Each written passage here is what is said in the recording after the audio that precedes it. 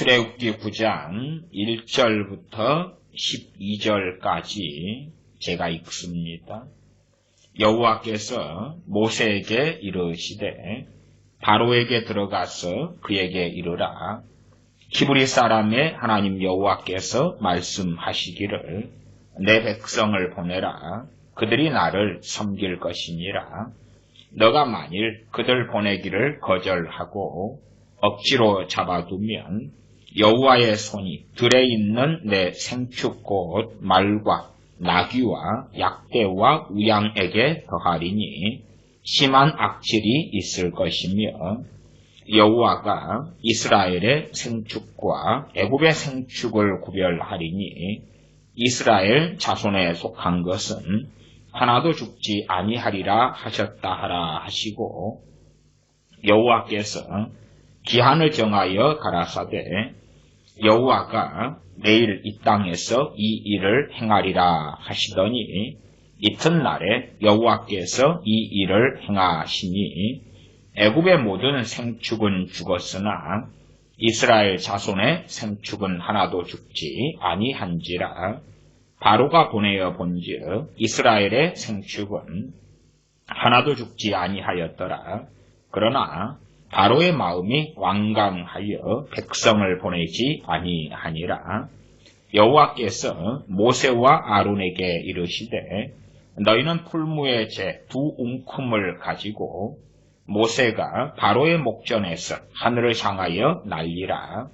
그 재가 애굽 온 땅에 티끌이 되어 애굽 온 땅의 사람과 짐승에게 붙어서 독종이 발하리라. 그들의 풀무의 재를 가지고 바로 앞에 서서 모세가 하늘을 향하여 날리니 사람과 짐승에게 붙어 독종이 발하고 술객도 독종으로 인하여 모세 앞에 서지 못하니 독종이 술객들로부터 애굽 모든 사람에게 발하였습니다. 그러나 여호와께서 바로의 마음을 강팍해 하셨으므로 그들을 듣지 아니하였으니 여호와께서 모세에게 말씀하심과 같더라. 아멘. 출애굽기 9장 말씀으로 애굽에 내렸던 10가지 재앙 가운데 5번째 재앙인 심한 악질이 나는 심한 전염병, 가축 전염병이 나는 재앙과 티끌을 날려서 그래서 피부병, 독종, 독한 피부병이 나는 그러한 재앙 2가지의 말씀을 읽었습니다. 지금 전 세계를 휩쓸고 있는 중국 코로나, 우한 코로나 바이러스가 하나님께로부터 오는 그러한 역병, 전염병인가 아니면 사람이 만들어낸 것인가?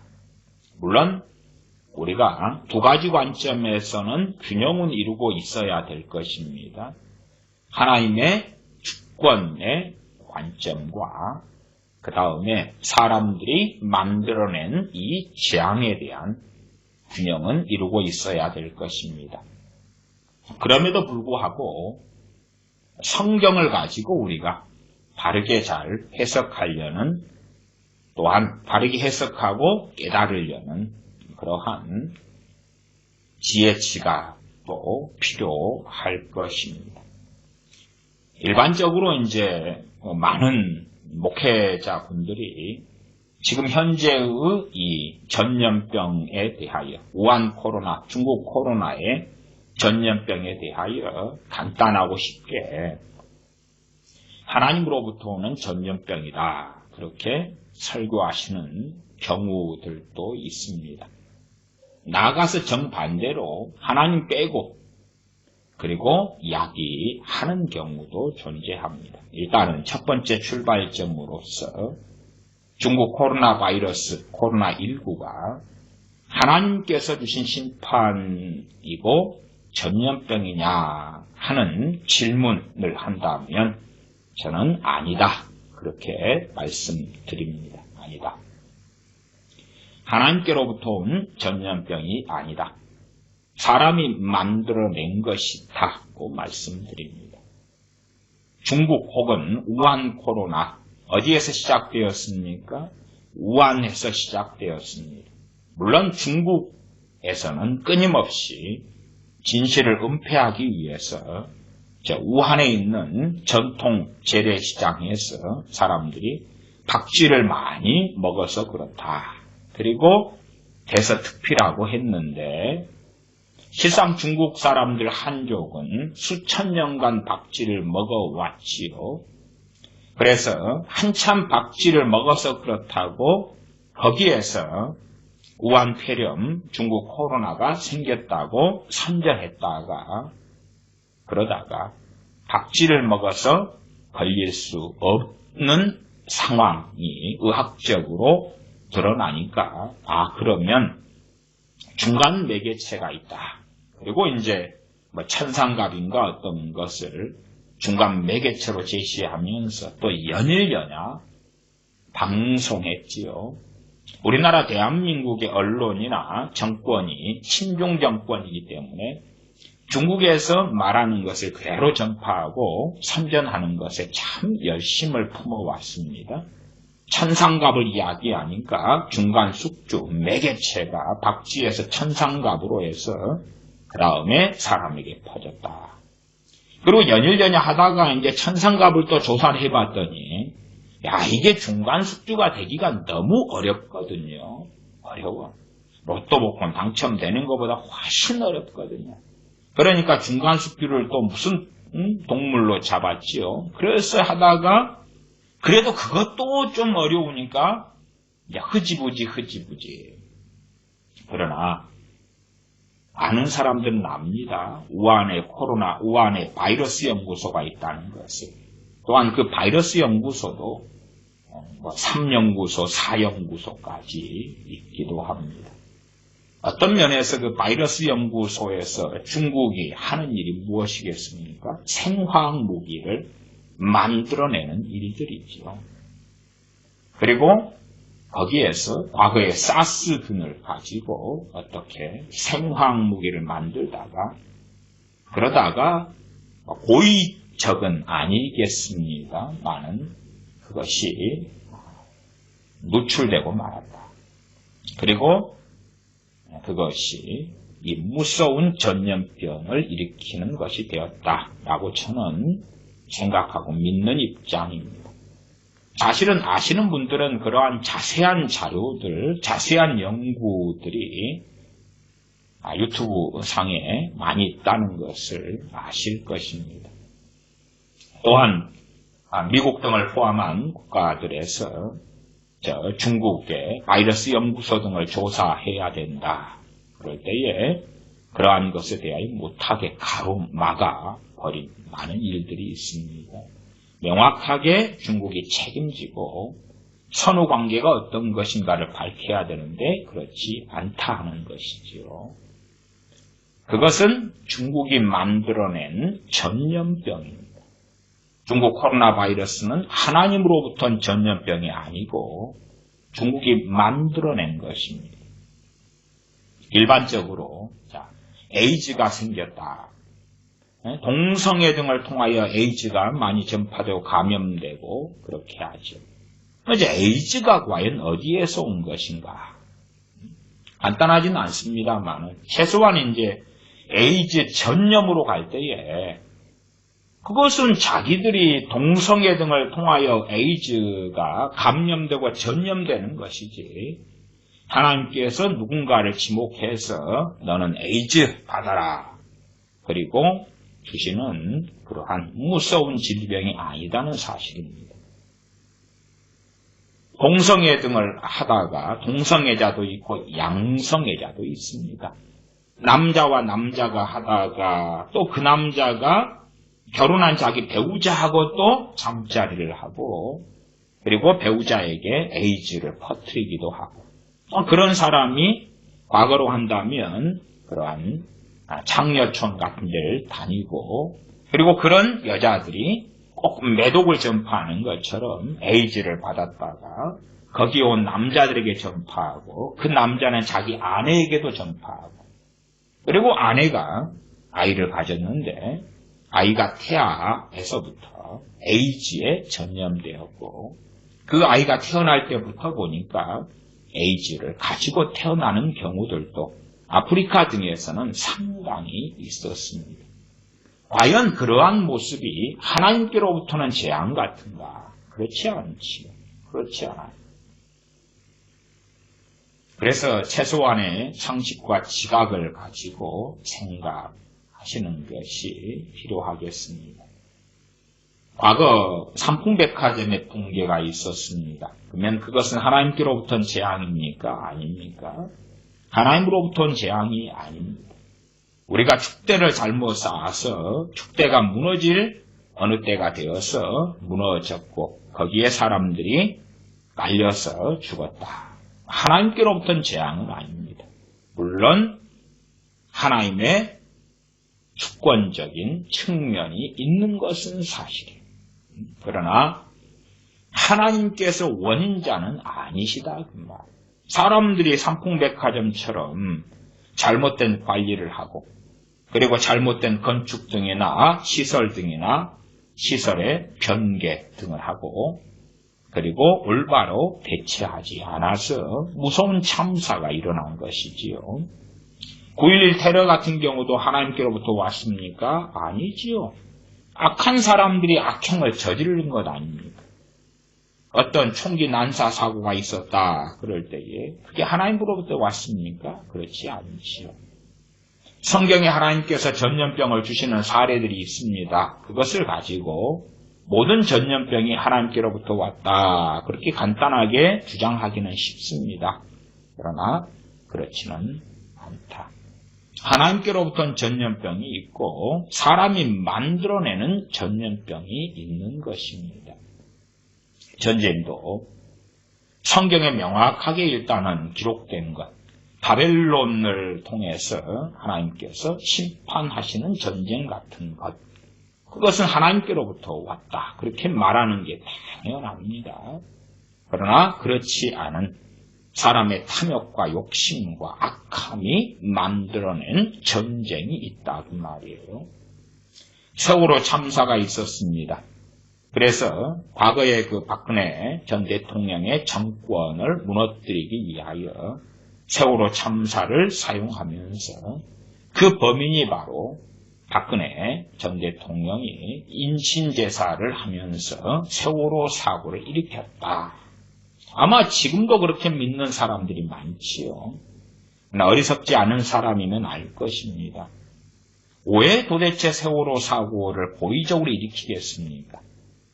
고의로 일으킨다면 정권을 잡고 있는 사람이 일으키는 게 아니지요. 정권을 잡고 있는 사람은 사건, 사고가 없어야지만이 그 정권이 권력이 있고 힘이 있는 것이 되고 레임덕이 오지 않습니다. 고의로 일으켰다면 부원파, 청해진 해운 등과 관련된 자들이 했겠지요. 누가 관련됐을까? 그것은 아시는 분들은 아실 겁니다. 저는 그들의 고의성이다 아니다 그걸 논하려는 건 아닙니다. 그러나 고의로 했다면 당시에 박근혜 정권이 하기는 어려웠겠지요. 왜? 도끼로 자기 발등을 왜 찍겠습니까? 차라리 사건을 막고 미리 알았다면 방지하려고 해야지 정권이 유지가 되겠지요. 그러면 저는 세월호 사고가 있었다. 세월호 사고가 하나님께로부터 온 것이겠습니까? 그렇지 않지요. 그럴 리가 없지요. 세월호 그 배를 잘못 개조하거나 잘못 운항하거나 그러한 여러 지침을 어기거나 그 위로 가면 청해진 해운 그 위에 구원파 또한 해경이 출동을 했는데 바르게 대처하지 못하고 그 선장 등이 바르게 하지 못하는 여러 문제들 그런 것들이 복합적이지 무슨 박근혜 전 대통령이 전능한 하나님이나 됐냐 청와대에 앉아서 그래서 세월호를 침몰시켰겠냐 그 말이지요. 당연하게 세월호가 하나님께로부터 왔냐 그러면 그것이 아니라 사람이 만드는 재앙이다 그 말이에요. 그걸 인재라 그럽니다. 지금의 코로나 바이러스, 우한 폐렴의 재앙도 중국이 만들어낸 악한 정권인 중국 정권, 중국 공산당이 만들어낸, 물론 지그들이 만들어 놓고도 자기들도 예견치 못하게 터져버린 것이겠지요. 저런 생화학 무기를 중국이나 북한 같은 악한 정권들은 무수히 만들어냅니다. 아마 저런 코로나 바이러스 같은 또 다른 것을 언젠가는 중국 저 악한 자들이, 악한 정권이 사용하여서 미국 등이나 어느 나라에 터뜨려 버리려고 생각도 할 것입니다. 그러나 이번 중국 코로나 바이러스는 소위 말하면 대환란의 시작이라거나 그런 내용하고는 다르다. 물론 성경에서 말씀하는 이 말세의 징조와 전조 증상은 저는 된다. 그까지는 말씀드립니다. 그러나 이 중국 코로나 바이러스를 통하여서 대환란이 찾아오거나 성도의 휴거가 있거나 그러기는 어렵다. 다시 언젠가는 해결되면 다시 또 아파트도 짓고 집도 사고 결혼도 하고 농사도 짓고 그렇게 또한 해야 될 것입니다. 일단 대한민국 상황은 앞으로 어찌 될지 모르겠습니다. 대한민국을 이야기하는 것이 아니라 그냥 보편적 전 세계의 삶을 이야기합니다. 주님께서 내일 오신다 그래도 내 삶에서 충실하게 살다가 주님 배우는 것이지요. 과거에 92년 이장님 파처럼 주님이 언제 몇 월에 오신다. 그래서 흰 옷 입고 기도원에 가서 버티고 지키고 있고 그런 게 아니다 그 말이에요. 서로 주님께서 몇 년 안에 오신다고 가정할지라도 그렇기 때문에 집도 팔고 차도 팔고 어디 한적한 깊은 산속 숲속에 들어가서 식량을 준비해 가서 지하 벙커를 파고 기도하고 찬양하다가 주님 만나는 게 아니다 그 말입니다. 우리는 그냥 우리의 삶을 삽니다. 우리의 삶을 살아요. 이러한 중국 코로나 바이러스를 통해서 전 세계 삶은 상당히 변화될 것이다 저는 봅니다. 전 국가적, 기업적, 식량적 여러 문제는 벌어질 것이다. 그럼에도 불구하고 다시 세계 인류는 일어나서 기업을 다시 하고 차를 만들고 또한 공장을 짓고 그렇게 해나갈 것이다. 그렇게 봅니다. 일단은 이제 기본적인 생각을 해봅시다. 출애굽기 9장의 말씀 읽었으니까 하나님께로부터는 전염병의 양상을 한번 봐보시자 그 말입니다. 중국 코로나 바이러스는 기본적으로 여러 정보와 자료들을 통해서는 우한 바이러스 연구소에서 유출된 것 혹은 누출 혹은 유출 고의적이지 않게 사고로 그렇게 파악됩니다. 박쥐를 먹었어요. 박쥐는 수천 년간 먹어왔습니다. 저런 무서운 것은 소위 사스와 몇 퍼센트 일치한다고 7, 80%. 과거에 그 사스균을 가지고 개양하면서 생화학 무기로 만들어 온 것이지요. 좋은 측면에서는 그렇게 말하겠습니다. 중국 공산당들이 하는 말로는 다시 그런 바이러스가 생기면 약을 개발하려고 그랬다.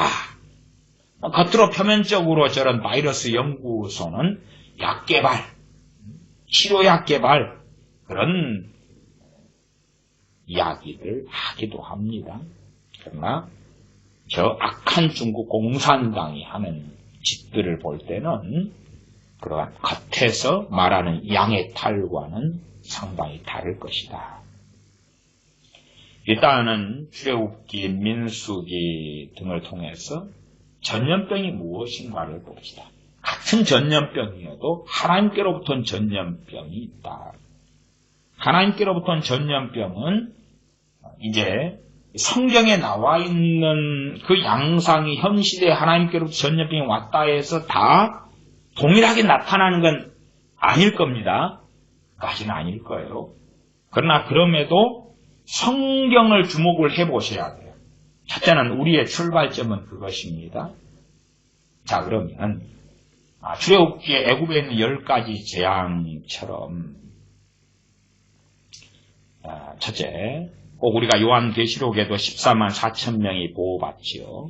인을 치고 그 다음에 하나님의 심판이 천사들을 통하여 나타나기 시작합니다. 그러한 사건은 계시록에서 확인되는 것이고, 다시 말하면 하나님의 목적을 이루기 위하여 하나님의 심판이 하나님께 주시는 재앙이 나타납니다. 목적이 있다 그 말이죠. 출애굽기라면 출애굽 사건에 애굽에 있어서의 10가지 재앙은 하나님의 백성을 탈출시키기 위하여 자유를 얻게 하여서 하나님께서 주시는 가나안 땅으로 이끌어 들이시려 그들의 노예 해방을 위하여 10가지 재앙이 필요했고, 그리고 하나님의 사람들은 알고 있었습니다. 또한 그들이 통로가 되어서 이 재앙을 일으키는데 하나님께 사용이 되었습니다. 출애굽기 9장 1절로 갑니다. 여호와께서 모세에게 이르시되 바로에게 들어가서 그에게 이르라. 히브리 사람이 하나님 여호와께서 말씀하시기를 내 백성을 보내라. 그들이 나를 섬길 것이니라. 이게 목적이죠. 목적을 가지고 재앙을 일으키셨다. 그 말이에요. 물론 제가 오전에 설교했을 때에 사랑의 기독교 말씀드렸을 때에 그러한 인본적, 정욕적, 육체적 세상이 환영하는 사랑의 기독교의 어리석은 미혹 속에 빠져버린 사람은 출애굽기 9장의 하나님은 이해하지 못할 것입니다. 노예를 해방시키기 위하여 하나님께서 애굽에게 이집트 바로에게 어마어마한 금은보화를 안겨주셔야 되겠지요.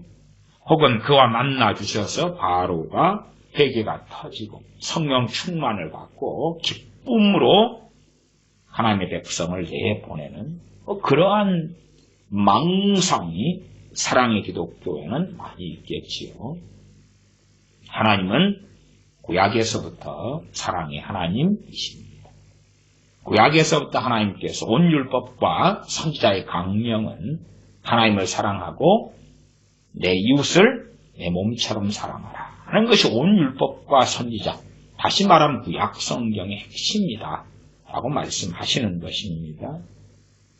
9장 2절 너가 만일 그들 보내기를 거절하고 억지로 잡아두면 여호와의 손이 들에 있는 내 생축꽃 말과 나귀와 약대와 우양에게 더하리니 심한 악질이 있을 것이며 이 심한 악질이 전염병입니다. 이리저리 뜯어붙이면 이제 우리나라 같은 경우도 신천지에 저 전염병이 터졌잖아. 신천지가 발가벗겨져. 그러니까 하나님께로부터 와서 신천지를 심판하신 거야.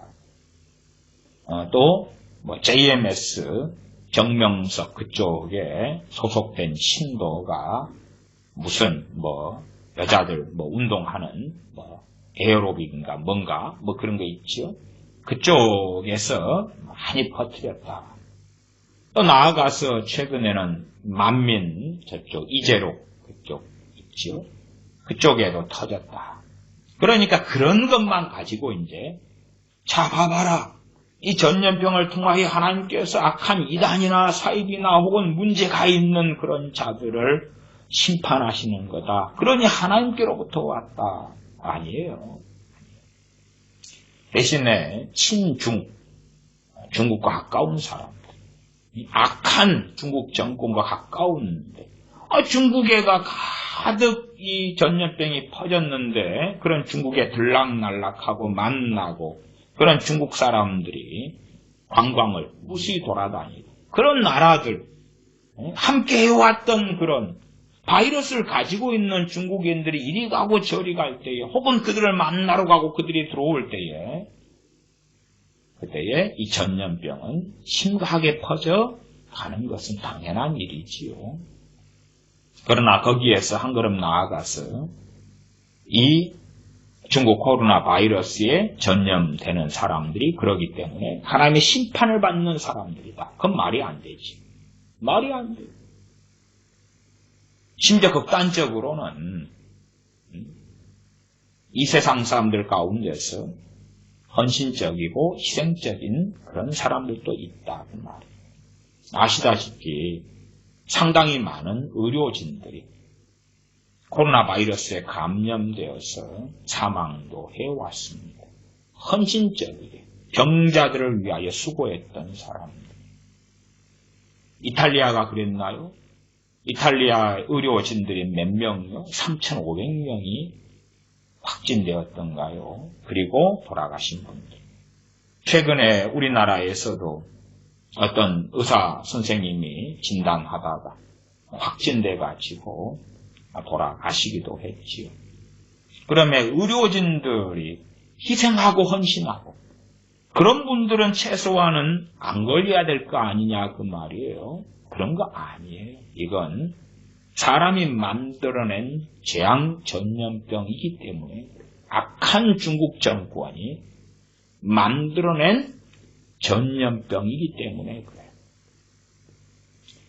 총기 난사 사고가 있었다. 그게 어떻게 하나님께로부터 온 것입니까? 그런 것은 연장선으로 가면요. 내가 탐욕 때문에 주식을 해서 망해놓고 소위 내가 크리스천이니까 하나님이 했다. 내가 어리석게 망할 사업을 해놓고 하나님이 했다. 안 되지요. 하나님께서 재앙을 주시고 그 가운데 전염병을 주시는 것은 하나님의 목적이 있습니다. 그러나 지금은 무슨 목적이 있습니까? 이건 인류의 악으로 인하여서 나타나고 맺는 열매의 하나가 지금의 전염병 상황입니다. 성경을 통하여 이해를 좀 잘 하시면 좋겠습니다.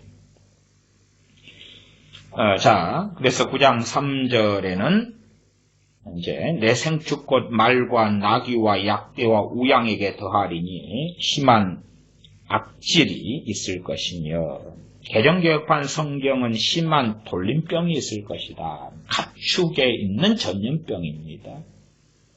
그래서 가축 등에만 그렇게 다 범위가 규정되어 있지요. 그리고 하나님의 사람 모세 등은 알고 있습니다. 그리고 모세 등을 통하여서 일을 행하시며 거기에 하나님의 메시지, 하나님의 말씀이 있습니다. 4절입니다. 여호와가 이스라엘의 생축과 애굽의 생축을 구별하리니 구별되지요. 이렇게. 물론 세상 사람과 지금 우리 크리스찬들이 구별된다 그건 아닙니다. 본래 알곡과 가라지의 나눔도 밭에서 알곡과 가라지가 있는 것처럼 그 밭은 교회고 기독교 안에서지요. 그 안에서 알곡과 가라지가 있습니다. 그래서 단순하게 세상 사람은 전염병이 걸리고 크리스천은 안 걸린다. 그런 이야기가 아니겠지요. 그러나 이렇게 명확하게 하나님께로부터 왔다면 상당히 상이하고 다른 점들이 있을 수 있다. 그리고 당연하게 하나님께로부터 왔으면 성령 충만하고 깨어있고 하나님과 함께하는 사람들은 그러한 것이 있기 전에도 충분히 알았을 수도 있다. 그러나 지금 상황은 인재예요. 인재.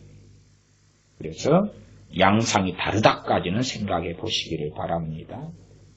일단은 출애굽기 9장 본문을 계속 살펴보면 9장 5절 여호와께서 기한을 정하여 가라사대 여호와가 내일 이 땅에서 이 일을 행하리라 하시더니 기한을 정하십니다. 사실은 시작하는 때나 끝나는 때나 기한을 정하시고 계시지. 하나님께로부터 왔기 때문에 하나님의 손에 있잖아요.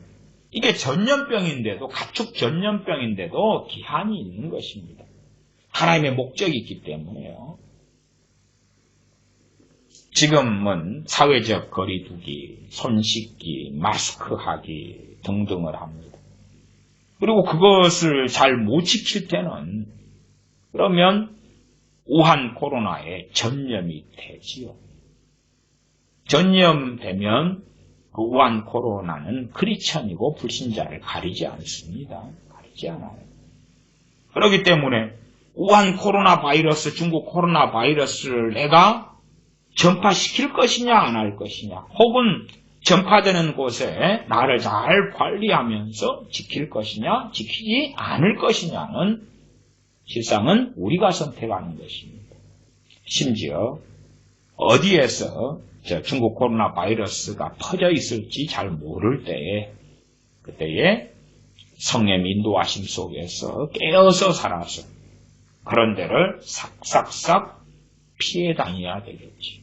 또한 심지어 어떤 사람이 무증상 감염자 혹은 경증 코로나 바이러스 전염자, 감염자, 확진자일지 모른다고 말이에요. 아직 검사를 안 받아서 확진자이지만 확진 판정이 안 된 사람들이 있겠지요.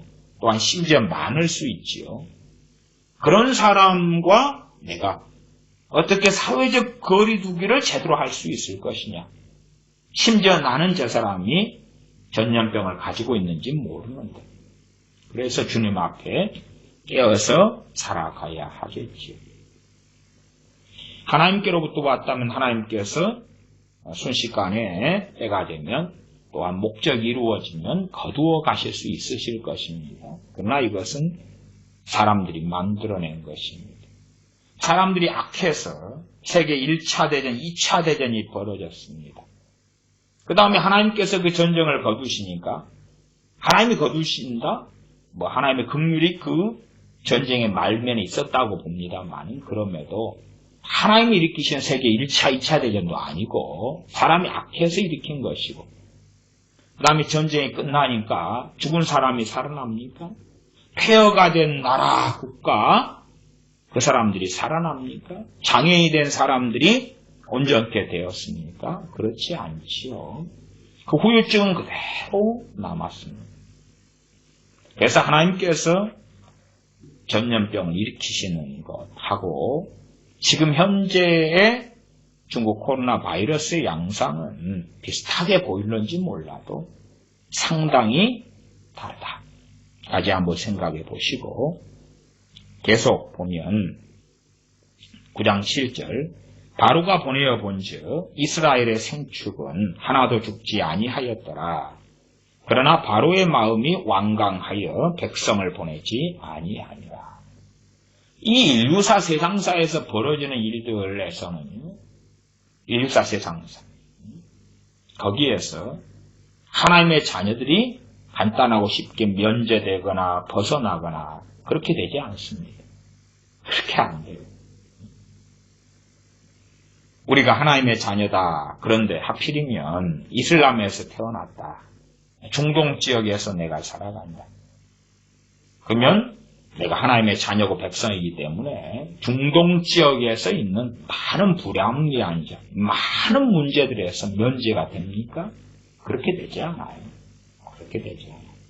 심지어 중동에 있는 왕정 국가들, 왕이 포악판왕이 일어섰고 나는 자유민주주의를 추구한다 그랬더니 내가 크리스찬이고 자유민주주의를 추구하니까 내가 있는 중동의 어느 나라가 자유민주주의 국가로 변해버린다? 그렇지 않지요.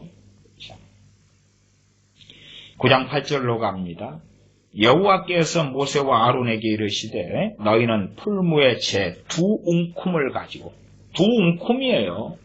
어마어마한 풀무에 있는 채를 가지고 막 사람마다 묻히고 다니는 게 아닙니다.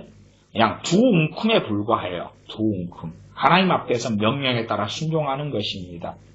두 웅큼을 가지고 모세가 바로의 목전에서 하늘을 향하여 날리라.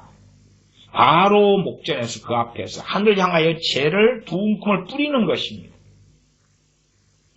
그러면서 9절, 그 재가 애굽 온 땅에 티끌이 되어 애굽 온 땅의 사람과 짐승에게 붙어서 독종이 발하리라. 저는 이 독종의 재두움큼으로 벌어진 독종의 이 재앙을 저는 전염병으로 봅니다. 주로 이제 애굽의 재앙에 대하여서 전염병이라고 강조하는 말씀들이 선지서들에 등장하는 것들을 봅니다. 10절 그들이 풀무의 재를 가지고 바로 앞에 서서 모세가 하늘을 향하여 날리니 사람과 짐승에게부터 독종이 발하고 이 독종은 악성 종기인데 주로 일반적으로 피부병으로 알려집니다. 악성 피부병이다.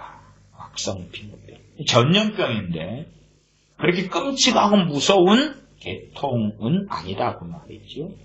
왜 이 재티끌, 재두움큼이 짐승에게나 사람에게나 퍼져가겠습니까? 전염병이니까. 두움큼이 어떤 전염병, 코로나 바이러스가 되었다고 저는 봅니다. 그래서 금방 그냥 짐승이고 사람을 막론하고 번져간 거지요.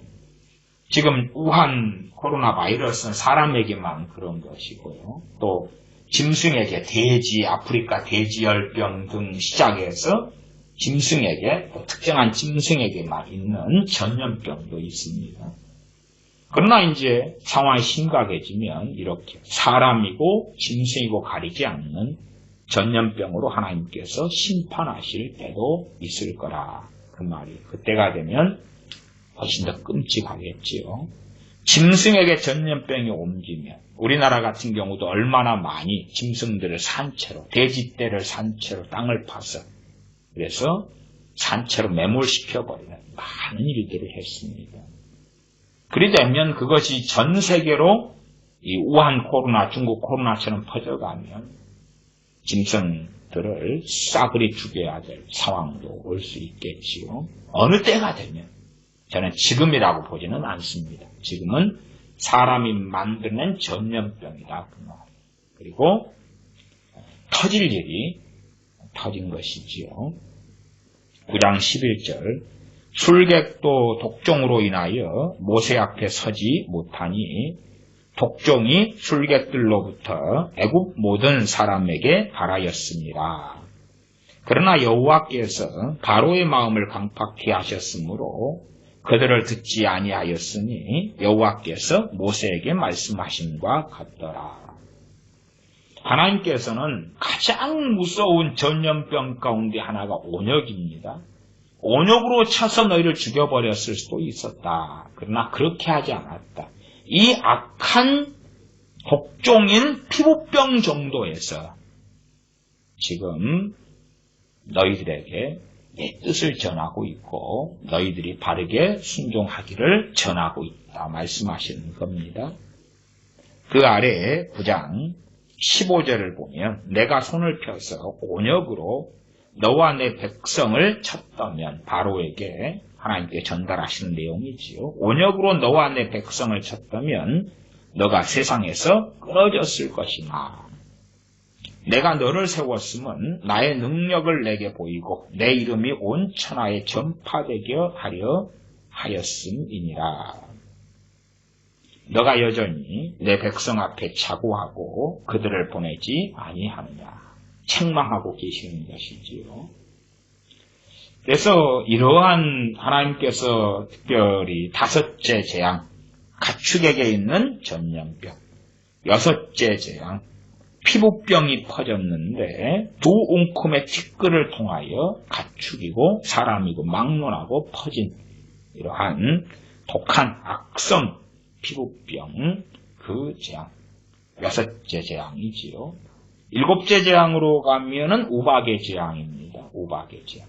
당연하게 하나님께로부터 왔다는 걸 알만하지요. 일반적 우박하고 다르게 어마어마하게 큰 우박이기 때문에 그렇습니다. 요한계시록에 가면 1달란트짜리 우박이 떨어진다. 그렇게 말씀했죠. 1달란트면요. 구약에서 1달란트면 34kg입니다. 금 1달란트면 금이 34kg예요. 신약에서는 달란트 단위가 좀 달라지고 좀 작아지는데 신약은 주로 20kg을 한 달란트라 그럽니다. 요한계시록이니까 우리가 주로 20kg인 한 달란트로 이해할 수 있겠지요. 그러면 20kg짜리의 우박이 하늘에서 떨어진다 그 말. 성경에 그렇게 기록되어 있고 그런 하나님께로부터는 그 재앙이 7년 대환란 때가 되면 반드시 벌어질 것입니다.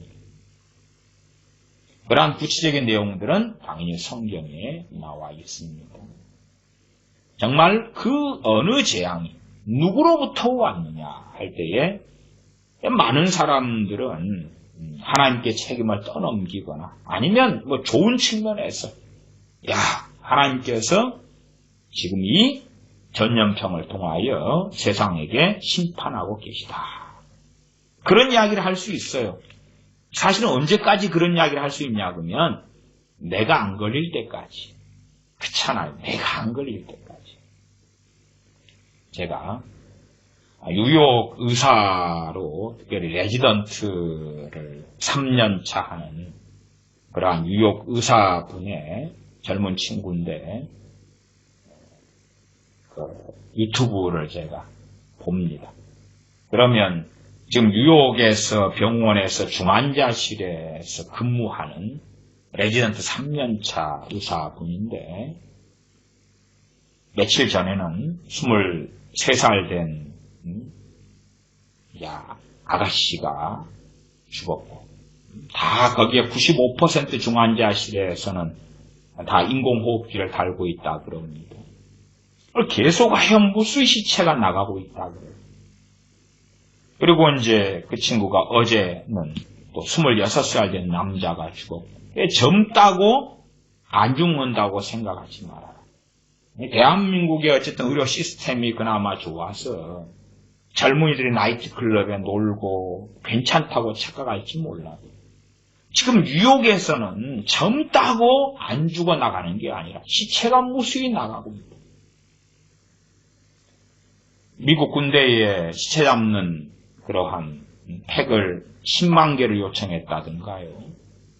무수하게 많이 죽어나가고 있습니다. 하루에도 어젠가는 1200명이 죽었나요? 미국 같은 경우에 무수히 죽어나갑니다. 그 현장에 있으면서 이 레지던트 젊은 의사는 그것 때문에 두렵다고요. 내가 코로나 바이러스에 걸릴까봐 두려운 건 아니고 그들을 돌보고 죽는 걸 보지만 그 참담함이 두렵다. 참담함. 무수히 많은 죽음들이 벌어지니까. 그래서 제가 전에도 이 코로나 바이러스에 대한 이야기, 설교 시간에 좀 언급하면서 우리 목회자들이 함부로 다루는 것은 상당히 위험하다. 그렇게 말씀드렸어요. 우리 목회자들이 아직은 내가 안 걸렸으니까 내 교인이 아직 걸리지 않았으니까 쉽게 이야기할 수 있을지도 몰라요.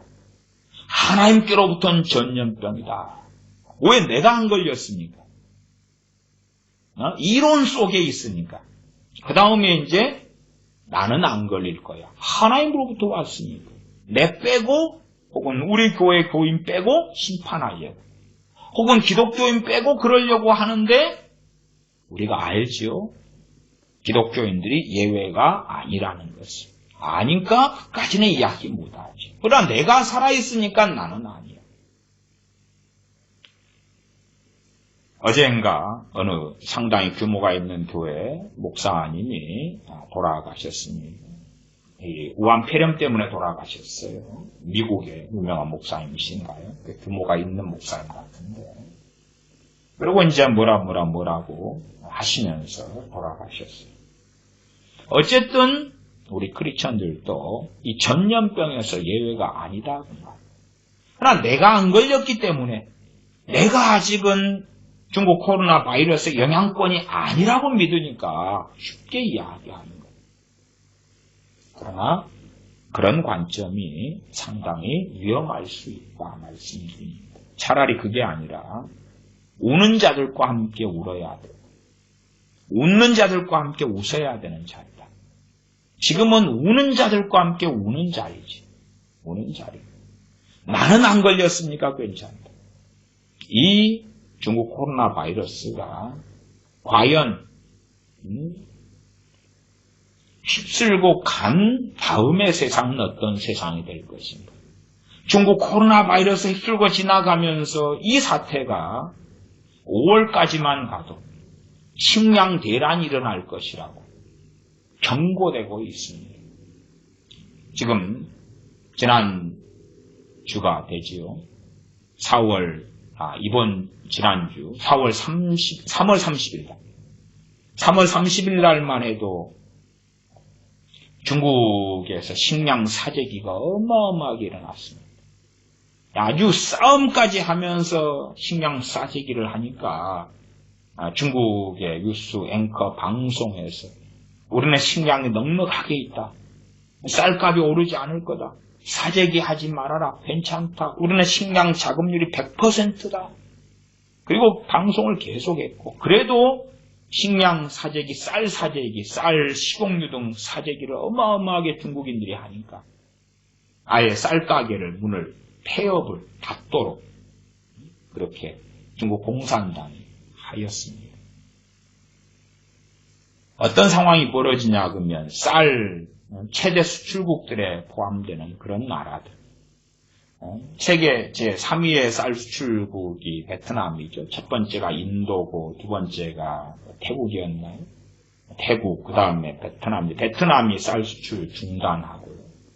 캄보디아도 상당히 많이 쌀을 수출한 나라입니다. 쌀 수출을 중단했어요. 이게 코로나 바이러스만이 아니라 엎친 데 덮친 격으로 메뚜기 재앙이 지금 휩쓸고 있기 때문에 그렇습니다. 성경에는 메뚜기 재앙도 상당히 많이 나왔습니다. 저는 메뚜기 재앙은 저 개인적으로는 하나님께로부터 재앙이라고 저는 봅니다. 경고죠, 경고. 왜냐하면 메뚜기 재앙은 기후하고 관련이 있거든요. 습도가 높거나 막 이리 되면 굉장히 번식하거든요. 메뚜기 재앙에 대한 자세한 이야기는 하지 않겠습니다. 근데 어쨌든 메뚜기 재앙이 이제 동아프리카에서 번지고요. 2월 달을 중심인데, 그리고 휩쓸고 지나가면서 지중해를 넘었습니다. 메뚜기들이. 그리고 각 나라들을 휩쓸고 지나왔어요. 그래가지고 방글라데시도 지나고, 그 다음에 파키스탄, 지금 중국 아래에 있는 국가들을 지금 휩쓸고 있는 중이죠. 그냥 캄보디아까지 지금 왔다던가요. 메뚜기 떼가 지금 캄보디아에 동아프리카에서 북동진 해가지고 파키스탄, 인도, 방글라데시, 미얀마, 그리고 캄보디아. 방글라데시, 미얀마, 캄보디아 그 위가 중국입니다. 중국까지는 아직 들어가지 않았어요. 중국에서는 우리는 10만 5위대 부대를 동원해서 메뚜기를 막을 수 있다. 그렇게 자신하고 있습니다만은 이 메뚜기 재앙이 왜 무서운가? 과거에서부터 메뚜기 떼들은 엄청 많이 창궐 했습니다. 몇 년 전에도 우리나라 해남에서도 메뚜기 떼가 몇억 마리요? 2억인가 몇억 마리가 일어나고 그렇게도 했습니다. 메뚜기 재앙은 종종 계속 있어 왔어요. 그러나 이제 이번엔 메뚜기 떼 재앙이 무서운 게 뭐냐 그러면 사상 최대 규모이기 때문에 그렇습니다. 알려지기로 약 4천억 마리라고 알려져요. 4천억 마리. 그래서 중국 코로나 바이러스 때문에도 농부들이 그 사회적 거리두기나 아니면은 자가격리, 이동 제한 같은 걸로써 일을 제대로 못한 측면도 있고요. 그런 여러 측면들 거기에 이제 식량 그러한 생산이 줄어드는 측면인데도 거기에 메뚜기 재앙이 일어나니까 여러 나라들에서 특별히 식량을 수출하는 나라들에서 쌀 수출 등을 금지시키고 규제하고 이렇게 되어졌습니다. 중국에는 큰 소리를 치면서 우리는 100% 자급하고 있다 그러는데 그렇지 않습니다. 제가 뉴스 기사 하나를 보았는데 뉴스 기사가 4월 3일 날 나온 것입니다. 4월 3일 날 기사 제목이 제가 뉴스를 좀 읽어드리면 어떤 위기의식을 조장하자는 건 아니에요. 상황이 지금 이리 되고 있다는 것입니다. 제목은 베트남, 캄보디아 쌀 수출 금지, 우한 코로나 식량난 몰고 오나. FAO가 4월 2일 날 설탕, 식물성 기름 급락, 쌀 상승 조짐. 태국, 파키스탄, 러시아도 농산물 수출 제한했다. 대표적인 수출국입니다. 빠르면 5월 식량 위기가 닥칠 수 있다. 그리고 이제 다른 자세한 내용은 말씀 안 드리겠습니다. 베트남, 캄보디아 쌀 수출 금지. 최대 식량 수입국 중국 타격 불가피하다. 중국에서는 중국 공산당은 우리는 100% 자급이 된다. 그렇게 말했습니다만은 그렇지 않습니다. 그래서 유엔사나 이러한 식량 기구에서는 식량 대란이 올 때 위험한 나라들로서 꼽는 나라들이 한국, 일본, 또 중동 이런 곳을 꼽았습니다. 어떤 뉴스들은 중국은 식량이 많기 때문에 안전하다. 미국도 그렇다. 이런 이야기도 합니다만은 제가 더 다양한 자료들을 볼 때에는 최소한 중국은 그렇지 않습니다. 문제가 되는 것이 이제 우리나라가 문제가 됩니다.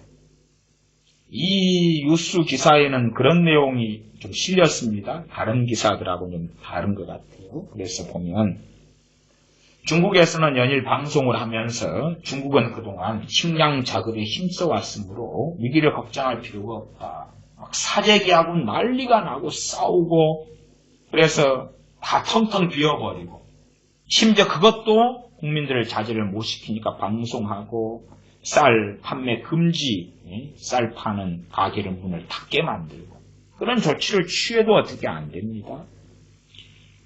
그런데 중국 같은 경우가 이제 사실은 세계 최대의 식량 수입국입니다.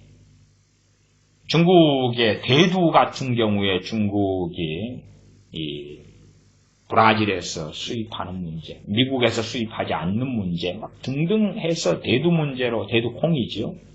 여러 문제가 벌어졌다는 것을 작년 이야기도 아실 분들은 아실 겁니다.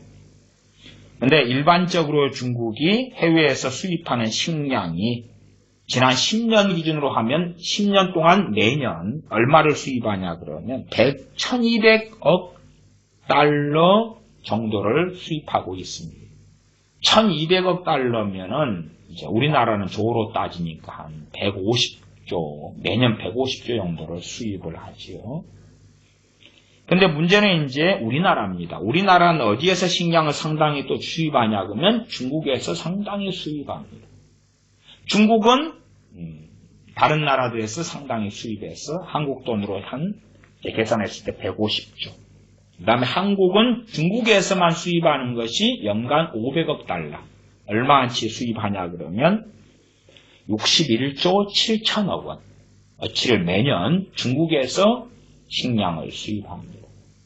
그다음에 중국이 이제 사재기가 되니까 그리고 식량이 부족해지는 사태가 되면 중국에서는 우리나라 대한민국에서 중국으로부터 수입을 못하게 되지. 자기 나라도 부족하게 되니까 팔지 않게 될 거라. 그렇기 때문에 연간 61조 7천억 원 이상의 농산물을 중국에서 수입하는 한국 또한 영향을 받을 것이 불을 보듯 뻔하다. 제가 이런 메뚜기 제한, 그 다음에 중국 코로나 바이러스, 우한 코로나 바이러스, 우한 폐렴, 양상은 좀 다릅니다. 한 걸음 나아가서 이제 식량난에 대한 것이 얼마나 끔찍하냐. 그 가운데 북한 사태도 주목을 해보셔야 됩니다. 주한미군이 있기 때문에. 그러나 북한 입장에서는 지금 이 코로나 바이러스와 식량난이 퍼질 때에 북한이 붕괴될 수도 있습니다. 혹은 극단적으로는 전쟁을 일으킬 수도 있습니다. 북한은 지금 심각한 상태입니다. 아시다시피 경제가 어려워지면 가장 먼저 타격을 받는 데가 어디냐 그러면 가난한 사람들입니다. 가난한 사람들. 돈 있는 사람들은 식량 사재기 할 때 사놓을 수 있고, 가난한 사람들은 빚이 있잖아요. 이자 갚아야 되고, 빚이 있는 상황에서 어떻게 내 여윳돈이 있어서 식량을 준비해 놓을 수 있겠습니까? 가난한 사람들. 상황이 어려워질 때 가난한 사람들 더 어려워집니다.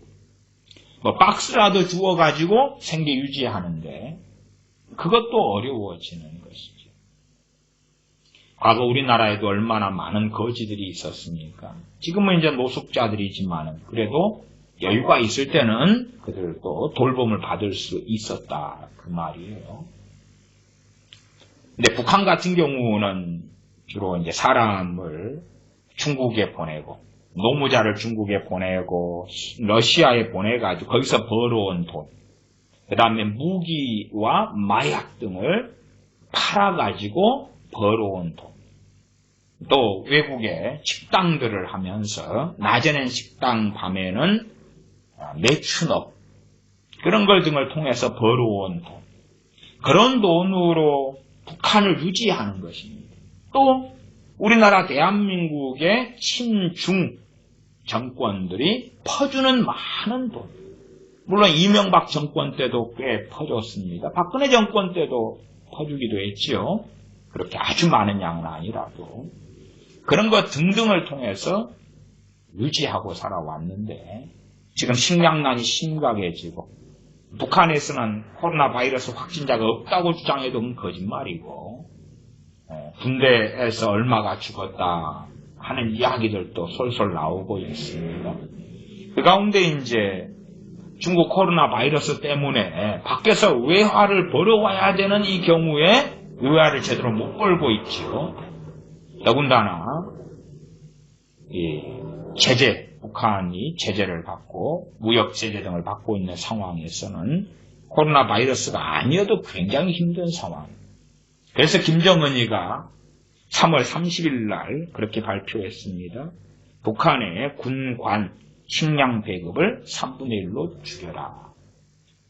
군관은 군대의 하급 이런 그러한 간부들을 이야기합니다. 북한은 군대가 주로 한 10년이라고요. 더 특수부대는 더 길고 13년 뭐 이렇게 갑니다. 그래서 북한에서는 전군의 간부화 이런 걸 추구해 왔기 때문에 제가 자세한 정보를 통하여 간부가 얼마다까지는 제가 잘 모르겠습니다. 그러나 군대의 간부의 식량을 한 달 30일치를 간부하고 가족에게 준다면 30일치에서 11일치를 주는 것으로 지시를 했습니다. 그 다음에 전쟁 비축 물자 식량은 건들지 말라 지시했습니다. 다시 말하면 30일치 식량에서 11일치만 배급이 3월 30일 날 명령이 떨어졌습니다. 그래서 4월 1일부터 6개월 동안 군 간부 31분에서 월 한 달에 11분으로 감축했다. 지금이 춘군기거든요. 4월부터 6개월이라 그러면 4, 5, 6, 7, 8, 9월 지나고 한 10월쯤 되면 이제 수확을 하겠네요. 춘군기를 맞이했고 거기에 엎친 데 덮친 격으로 식량 3분의 1을 군 간부들에게 그렇게 3분의 1로 식량 배급이 줄이게 되었습니다. 그러면 군 간부가 있으니까 간부 밑에는 병사가 있겠죠. 간부가 자기들이 먹으려면 누구를 쥐어짭니까? 병사를. 병사에게 줄 식량을 자기들이 가져가서 먹겠죠.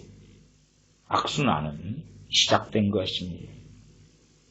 이 북한의 하급 군관들은 장마당이나 혹은 밀수를 통해서 연명해 왔습니다. 근데 이제 이것이 강력하게 단속이 되었죠. 코로나 바이러스 때문이라도 중국하고 밀수하는 사이가 철저하게 방역 때문이라도 단속이 되고 더군다나 중국도 제대로 돌아가지도 않지요. 그러니까 거의 중국에 빌붙어서 사는 북한의 입장에서는 너무나 어려워진 상황이 되죠. 과연 북한이 6개월을 버틸 수 있을까? 중국이 정상화되고 러시아가 정상화돼야지 살아나고, 안 되면 이제 현 문재인 정권 등에 SOS 칠 수도 있겠지요. 쌀 좀 보내라, 죽겠다, 굶어 죽겠다. 3분의 1로 군 간부들에게, 군관들에게 식량 배급을 줄여라 했으니까 그 안에 얼마나 많은 일이 벌어질지는 모릅니다. 소위 말하면 새끼를 한 끼로, 하루에 새끼 먹는 걸 한 끼로, 새끼도 제대로 배부르게 못 먹었겠지요. 그러면 저런 가난한 국가인, 또한 전쟁을 위하여 살아온 국가인 북한은 중국 코로나 바이러스로 인하여 엎친데 덮친 격으로 메뚜기 재앙이 일어나는 이때에 식량 대란이 전 세계적으로 5월까지만 코로나 바이러스가 계속되어도 식량 대란은 예견된 바이다. 우리나라는 식량 수출하고 수입해서 먹는 나라지요. 일반적으로 이제 쌀 같은 경우는 자급률이 80%, 100%도 이야기합니다. 많은 다른 것들은 그렇지 않지요. 그리고 실제로 쌀도 상당량 수입해 먹고 있다는 것은 아는 사람들은 압니다.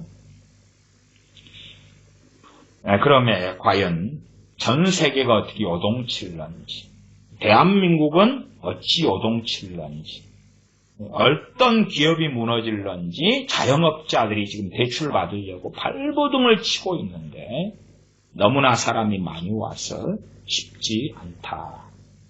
겨우 어떻게든 얼마 대출 받아서 견디고 버티려고 한다. 나중은 볼 수가 없다. 당장은 갚는다 못 갚는다 문제가 아니라 최대한 빌릴 수밖에 없겠다. 대출을 받아야 되겠다 하는 자영업자들이 또 아주 많습니다. 여기에 중소기업, 아우성치는 중소기업도 많고 심지어 대기업체들도 지금 버티기가 너무나 어려운 상황에 들어가고 있습니다. 효자가 뭐냐 그러면 대한민국 기업 가운데 효자 기업이 정유업체들. 그러나 기름값이 그렇게 떨어지니까 미국의 두 번째 셰일 업체조차도 파산으로 갔다. 파산해서 파산 보호 신청을 했고 구조조정에 들어가겠지요. 미국은 천문학적인 돈을 쏟아 부을 수 있으니까 그나마 어떻게 될런지 몰라도 우리나라의 기업들이 코로나 바이러스 이후에 혹은 코로나 바이러스를 견뎌내면서 이 사람이 만드는 재앙 속에서 무슨 일이 벌어질런지는 알 수가 없습니다. 민수기를 보겠습니다. 민수기 16장입니다. 민수기 16장.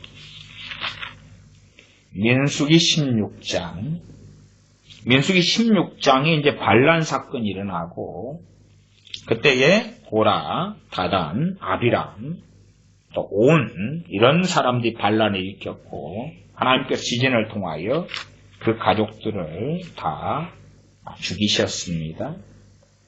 그 다음에 이제 백성들이 그로 인하여서 반란을 일으킵니다. 특별히 반란에 참여했던 사람들이 이 족장들 가운데서 250명 정도 참여했다 이런 이야기가 나옵니다.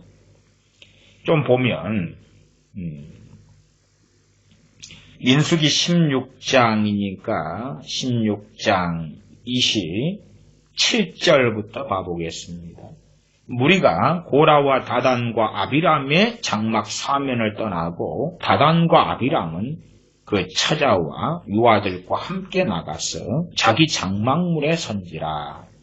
모세가 가로되 여호와께서 나를 보내사 이 모든 일을 행케 하신 것이요 나의 임의로 함이 아닌 줄을 이 일로 인하여 알리라.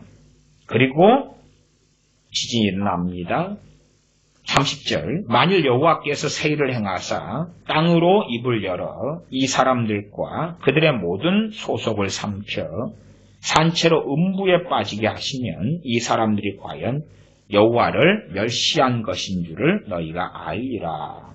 이 모든 말을 마치는 동시에 그들의 밑에 땅이 갈라지니라. 땅이 그 입을 열어 그들과 그 가족과 고라에게 속한 모든 사람과 그 물건을 삼키네. 34절 5절 그 주위에 있는 온 이스라엘이 그들의 부르짖음을 듣고 도망하여 가로되 땅이 우리도 삼킬까 두렵다 하였고 여호와께로서 불이 나와서 분향하는 250인을 소멸하였더라. 이 250인은 16장 2절에 보시면 회중 중에 유명한 어떤 족장 250인과 함께 일어나서 모세를 거스리니라. 유명한 족장이라는 이야기는 규모가 있고 힘이 있는 250명의 족장입니다. 그들도 불이 나와서 태워 죽였다 그 말이에요. 과거의 족장들은 가문의 어른들입니다. 그 어른들 250명, 유명한 족장 250명을 하나님께서 죽이셨습니다. 그 다음에 이제 전염병이 일어납니다. 36절로 가면 여호와께서 모세에게 일러 가라사대 너는 제사장 아론의 아들 엘리야사를 명하여 붙는 불 가운데서 향로를 취하여다가 그 불을 타처에 쏟으라. 그 향로는 거룩함이니라. 그리고 쭉 지나갑니다. 41절부터가 이제 전염병에 대한 이야기를 잘 확인할 수 있습니다. 이튿날 이스라엘 자손의 온 회중이 모세와 아론을 원망하여 가로되 너희가 여호와의 백성을 죽였도다. 모세와 아론이 죽인 게 아니라 그들의 죄악으로 인하여 하나님께서 그들을 쳐서 죽이신 겁니다. 그러나 백성들은 모세와 아론이 죽였다고 이야기하는 것입니다. 42절 회중이 모여 모세와 아론을 칠 때에 회막을 바라본즉 구름이 회막을 덮었고 여호와의 영광이 나타났더라. 모세와 아론이 회막 앞에 이르매 여호와께서 모세에게 일러 가라사대 너희는 이 회중에게서 떠나라. 내가 순식간에 그들을 멸하려 하노라 하시매 그 두 사람이 엎드리니라. 그리고 이때에 지금 전염병, 연병이 퍼지고 있는 중입니다. 46절로 가면 이에 모세가 아론에게 이르되 너는 향로를 취하고 단의 불을 그것에 담고 그 위에 향을 두어가지고 급히 회중에게로 가서 그들을 위하여 속죄하라. 여호와께서 진노하셨으므로 연병이 시작되었음이니라. 연병에는 크게 두 가지 뜻이 있다고 말씀드렸습니다. 하나는 장티부스가 있고요. 또 하나는 전염병입니다. 그런데 여기 연병은 전염병으로 쓰인 것입니다. 보편적으로는 연병을 전염병으로 사용합니다. 크게 세 가지 같은 단어가 있죠. 연병, 역병, 전염병 그렇습니다. 역병, 과거에 역병도 전염병입니다. 패스트 같은 역병, 전염병, 혹은 연병 그렇습니다. 그래서 욕 중에서 가장 무서운 욕에 속하는 것이 연병, 그다음에 연병할 그런 욕이 가장 무서운 욕입니다. 왜? 이 전염병, 무서운 전염병, 온역 같은 전염병. 거기에 이제 걸려서 죽으라 그렇게 하는 것이니까. 그러나 이 전염병은 나만 죽습니까? 내가 있는 가족, 마을, 도시, 심지어 국가, 민족까지 다 싸그리 죽는 것이니까 연병이 들어가는 욕은 욕 중에 욕이 되지요. 계속 보면 47절 아론이 모세의 명을 좇아 향로를 가지고 회중에게로 달려간즉 회중 중에 연병이 시작되었는지라. 이에 백성을 위하여 속죄하고 죽은 자와 산 자 사이에 섰을 때에 연병이 그치니라. 고라의 일로 죽은 자 외에 연병에 죽은 자가 14,700명이었더라. 연병이 그침에 아론이 회막문 모세에게로 돌아오니라. 연병이죠. 연병 사건, 전염병입니다. 이건 명확한 이유가 있지요. 명확한 이유가 있고 그리고 하나님의 사람 모세와 아론이 하나님 앞에 이제 멈추도록 그렇게 속죄하는 것을 향로 등을 가지고 속죄하는 것을 우리가 확인할 수가 있습니다. 그래서 하나님께로부터는 전염병하고 사람이 만든 전염병은 확연히 다릅니다. 나아가서 요한계시록에 있는 그러한 재앙들과 전염병의 상황은 언제 벌어지는 것입니까? 7년 대환란 때 벌어지는 것입니다. 그렇기 때문에 지금은 7년 대환란 때가 아니에요. 아니기 때문에 요한계시록에 있는 것을 지금에 뜯어붙이면 안 됩니다. 이제 이러한 중국 코로나 바이러스가 창궐하니까 어떤 심정과 마음도 일어나냐 그러면 이 극단적 종말론으로 가려는 사람들의 심리와 마음도 상당히 일어납니다. 그 다음 극단적 종말론을 통한 미혹도 상당히 일어났어요. 중국 코로나 바이러스가 바로 대환란으로 직결되는 것 아니야. 물론 그럴 가능성이 없다는 건 아니에요. 저는 최소한 그렇게 보지는 않습니다. 그렇게 보지는 않고 이 마태복음 24장으로 한다면 마태복음 24장이 마지막 때에 일어날 일들에 대하여 주님께서 말씀하고 계시는 장이지요. 마태복음 24장을 좀 얼마 봐보겠습니다. 저는 지금 사람이 만들어낸 전염병, 중국 공산당이 만들어낸 전염병, 우한 폐렴, 중국 코로나 바이러스가 마태복음 24장에 본문에서는 어디에 포함될까 했을 때에 저는 최소한 잘해야 6절 상황이다 라고 저는 봅니다.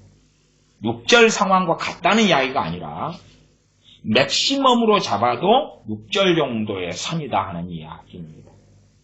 그러면 마태복음 24장 3절부터 읽어가면서 봐보겠습니다. 마태복음 24장 3절 예수님께서 감람산 위에 앉으셨을 때에 제자들이 종용이 와서 가로되 우리에게 이루소서 어느 때에 이런 일이 있겠사오며 또 주의 임하심과 세상 끝에는 무슨 징조가 있사오리까. 주의 임하심, 주님의 재림, 그리고 세상 끝 무슨 징조가 있겠습니까? 저는 여기에서 주님의 임하심에 대하여서는 주님의 공중재림, 공중강림, 그리고 성도의 휴거라는 입장을 가집니다. 어쨌든 세상 끝에 무슨 징조가 있습니까? 4절 너희가 사람의 미혹을 받지 않도록 주의하라. 미혹은 시대마다 때마다 다르겠지요. 달라요. 그래서 이제 마지막 때에 세상 종말까지 가는 그 여러 과정들에는 무수히 많은 미혹이 있겠지요. 심지어 요한계시록에 있는 그러한 교회들 같은 경우도 이세벨을 통한 미혹도 나와 있고, 그 다음에 발람의 싹을 쫓아가는 그러한 일도 있고, 등등 여러 가지 이단이나 미혹에 대한 이야기가 있습니다. 거짓 선지자를 삼가라 하는 것은 말세시대에만 해당되는 말씀이 아니라 항상 초대교회 때부터 있어왔던 일입니다. 말하자면 갈라디아 지역의 교회들 같은 경우도 주님을 이같이 속히 떠나. 왜요? 미혹당했기 때문에 그렇지요. 그래서 너희가 사람의 미혹을 받지 않도록 주의하라. 그것은 주님 오신 마지막 때까지 계속 이어지는 말씀이고, 그 가운데 이제 마지막 때가 되어지면 이 미혹은 훨씬 더 강렬해지게 될 것입니다. 훨씬 더 강하게 될 것입니다. 제가 사랑의 기독교 설교를 하고요. 그 앞에 말씀에서는 우리의 행복, 우리의 성공을 위한 신앙과 기독교.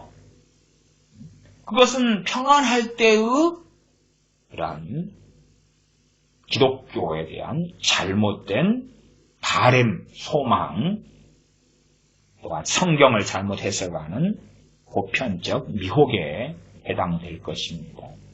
그런 미혹이 통하는 것은 평안하기 때문에, 또한 대한민국이라면 경제 성장을 해와서 선진국까지 들어갔기 때문에,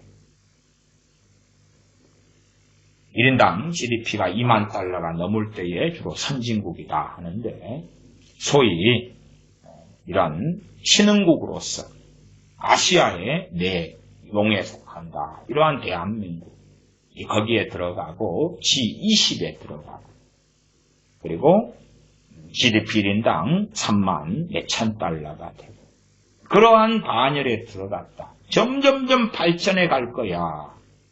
그때는 성공에 대한 기대감과 희망과 거기에 기도, 믿음, 기름 부으신 하나님의 음성 등을 플러스 시켜가지고 지금보다 더 잘 먹고 잘 살고 성공하고 그러한 삶을 살게 해주실 거다. 그런 기독교를 열심히 전파할 수 있는 것입니다.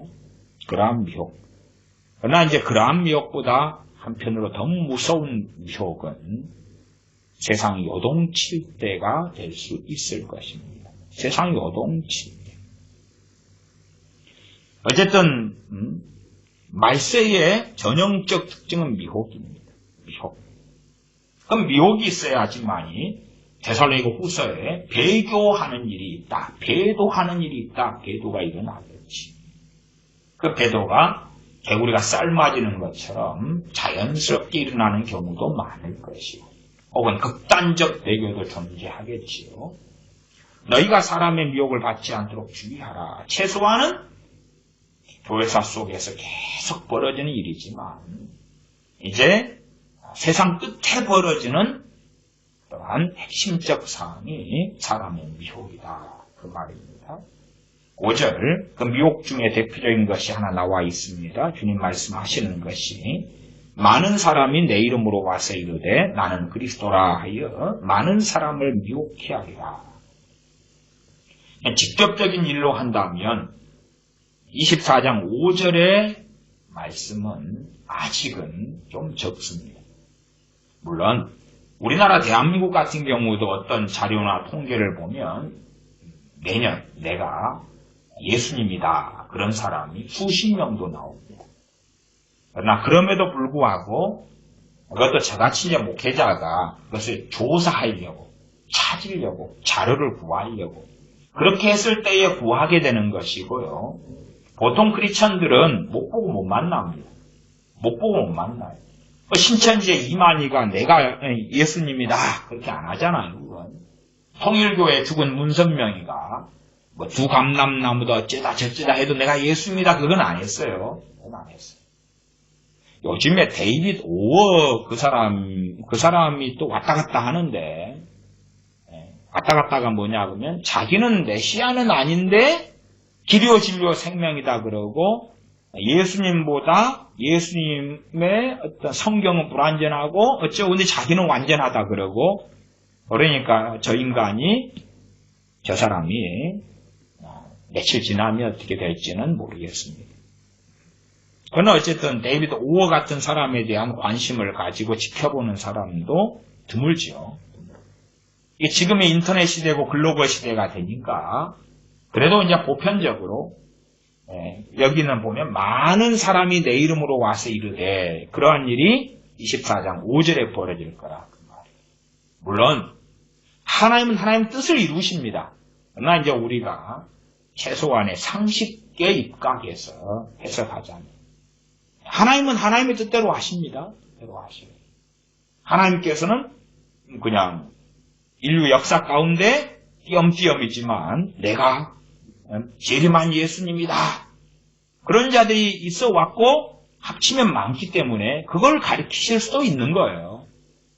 근데 일반적 상식에 근거하면 많은 사람이 내 이름으로 와서 이르되 나는 그리스도라 하여 많은 사람을 미혹케 하리라. 이렇게 보편적. 이것도 이제 몇 가지 해석될 말씀이에요. 그냥 일반적으로 보편적으로 상식을 가지고 볼 때에 주님의 이 말씀을 우리 보편적 크리스천들이 우리의 삶에서 발견할 수 있어야 된다고 저는 봐요. 이 일반적 해석으로서. 근데 아직은 우리 보편적 삶에서는 지금 내가 그리스도다. 그렇게 하는 사람이 아직 별로 없어요. 그리고 찾기도 어려워요. 그 다음에 내가 그리스도다 이렇게 하려면은 그 시대의 상황에 난리와 난리 혹은 난리와 난리 소문이 벌어져야 돼. 이 코로나 사태가 훨씬 더 장기간이 되면 이런 사람이 더 등장할 수 있을 것입니다. 귀신이 어떤 사람에게 임하고 귀신을 받아들이고 그래서 이단 교주를 넘어서서 내가 바로 재림 예수다. 그런 사람들이 많이 등장할 것이에요. 평안의 시대 때는 그런 사람이 등장해도 잘 통합니까? 안 통합니까? 잘 안 통해요. 기껏해야 신천지 이만희 교주처럼 자 너희들 14만 4천이 되게 해줄게. 구원을 보장해줄게. 그런 건 좀 통하겠지. 아니면 로마 카톨릭의 교황처럼 과거로 하면 면죄부를 줄게. 아니면 로마 카톨릭의 교회만이 참된 교회야. 마리아상 앞에 마리아 앞에 입맞춰. 구원 받을 거야. 그러한 것이 평안의 때는 통한다 그 말이에요. 이 땅에서 잘 먹고 잘 살다가 천국까지 가고 싶으니까요. 그러나 환란의 때가 닥치면 일반적 환란으로서 지금의 중국 코로나 바이러스를 통한 경제 붕괴나 식량 대란이나 기업이 도산하고 무너지고 극단적으로는 경제가 어려웠던 나라들이 도산하고 무너질 수도 있어요. 베네수엘라가 그렇게 될 수도 있고요. 베네수엘라는 자국의 돈도 못 사용하잖아요. 달러를 사용하잖아요. 그리고 기름 같은 것을 팔아가지고 달러를 사가지고 들어와요. 그러니까 베네수엘라, 이제 아르헨티나도 IMF 구제금융 신청해가 쓰다가 이제 탈탈 털렸지요. 그러면은 경제 대란이 더 될 때에 국가부도로 쉽게 갈 수도 있는 거예요. 돈을 못 갚아요. 때 되면 갚아야 되잖아요.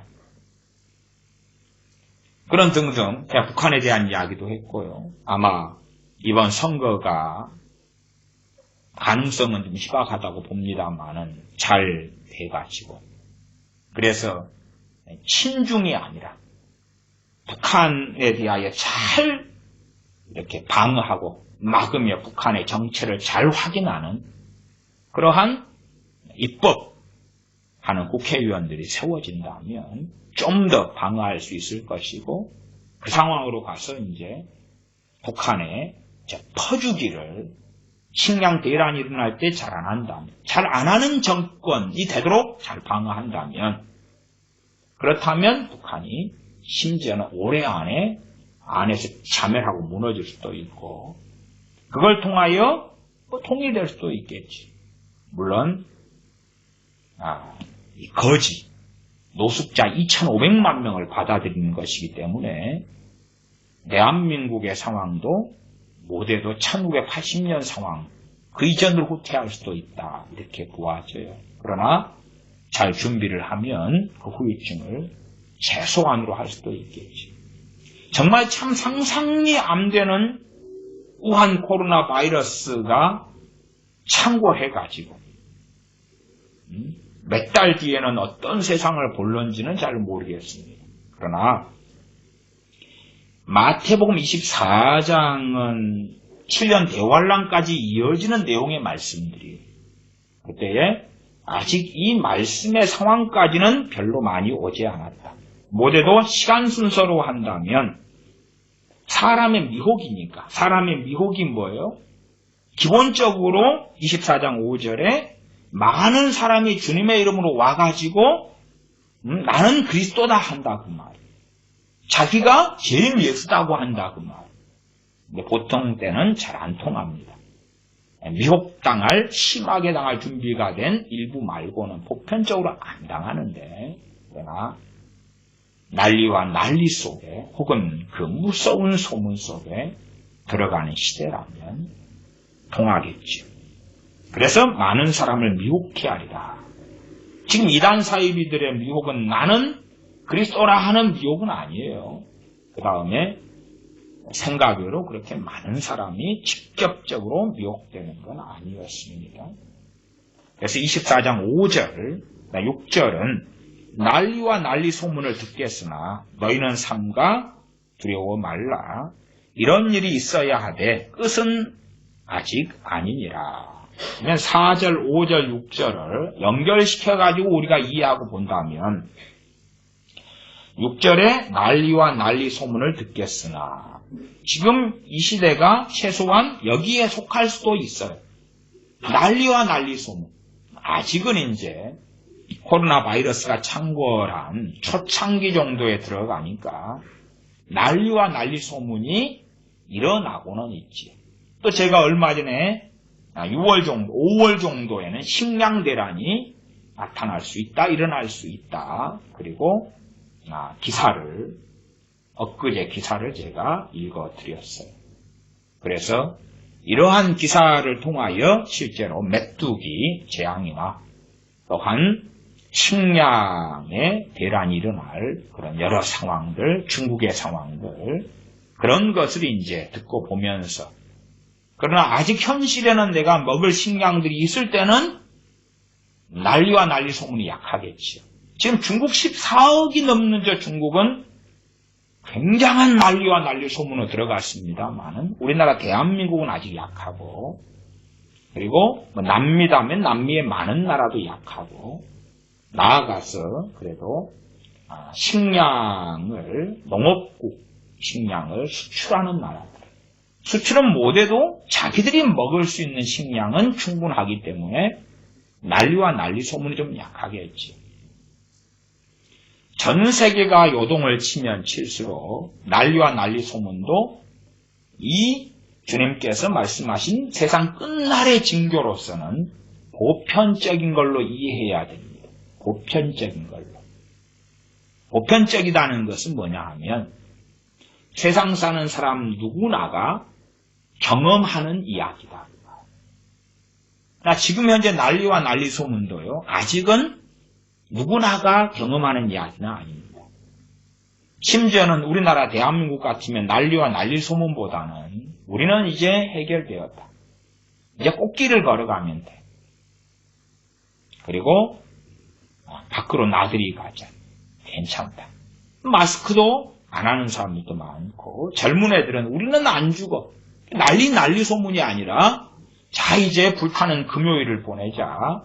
주말을 어떻게 보낼 것이냐. 심지어는 등산하는 산 같은 데는요, 보통 때보다 사람들이 더 나온다 그래요. 더 미어 터진다 그래요. 한강에는 더 많이 나온다 그래요. 보통 때보다. 그 코로나 바이러스 이전보다. 그만큼 난리와 난리 소문이 아닌 거죠. 제가 난리와 난리 소문이라는 이야기는, 난리 소문은요, 어느 시대나 있었어요. 어느 시대나 있었는데 그것이 전 세계 공통적으로 보편적으로 그랬느냐, 아니면 어느 나라, 어느 민족, 어느 곳에 그랬느냐. 그냥 부분적인 어느 나라, 어느 민족에게 있는 난리와 난리 소문은 역사적으로 항상 있었어요. 세계대전이 벌어졌을 때도, 1차, 2차 대전 때도 세계 모든 나라가 참여한 게 아니에요.